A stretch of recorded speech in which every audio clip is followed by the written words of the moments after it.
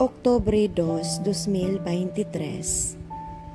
Pagbasa gikan sa Santos nga Ebanghelyo sumala ni Mateo. Niadtong higayuna ang mga tinun-an nangadto kang Hesus ug nangutana, kinsa man ang labing dako sa gingharian sa langit?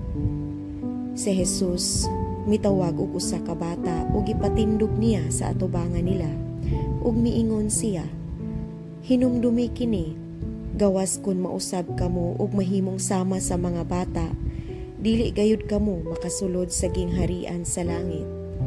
Ang labing dako sa gingharian sa langit mao ang magpaubos sa iyang kaugalingon ug magpakasama niining bataa. Ug ang magadawat og usa ka bata nga sama niini sa akong ngalan, magdawat kanako. Matnguni ninyo nga dili kamo magtamay bisag usa niining mga gagmayng bata, kay sultihan ko kamo nga ang ilang mga anghel atua kanunay sa atubangan sa akong amahan didto sa langit. Ang Ebanghelyo sa Ginoo. Daygon ko ikaw, O Kristo.